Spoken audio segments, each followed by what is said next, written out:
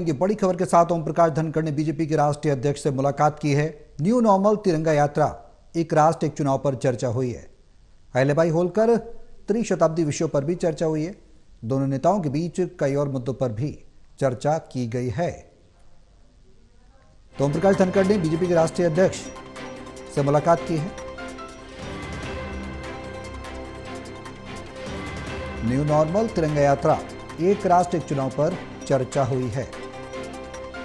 अहिल्याबाई होलकर त्रिशताब्दी विषयों पर भी चर्चा हुई है। दोनों नेताओं के बीच कई और मुद्दों पर भी चर्चा की है।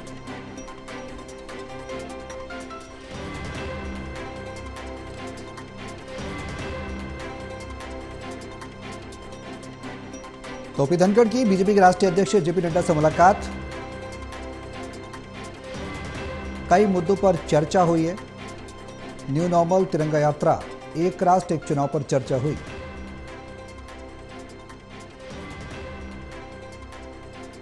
हमारे सहयोगी ललित नारायण कांडपाल हमारे साथ हैं फोन लाइन पर। ज्यादा जानकारी के लिए सीधे उनका रुख करेंगे। ललित, मुलाकात ओपी धनखड़ की और बीजेपी के राष्ट्रीय अध्यक्ष जेपी नड्डा की, क्या कुछ खास इस मुलाकात में, क्या जानकारी?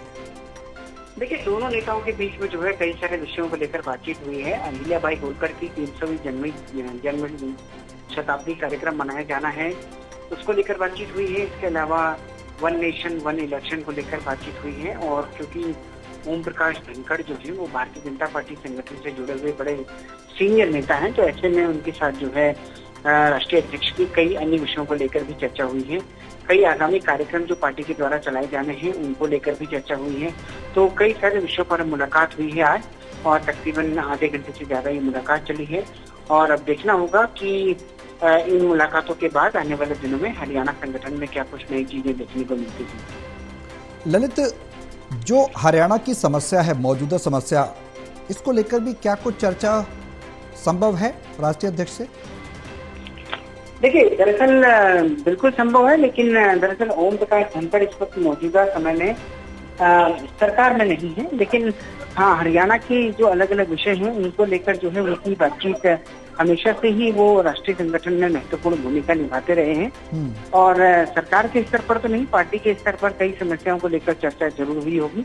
और माना जा रहा है कि कई अहम विषयों को लेकर जिन पर की संगठन और सरकार के बीच में समन्वय कैसे बैठाया जा सकता है, उसको लेकर जो है दोनों नेताओं के बीच काफी बातचीत हुई है।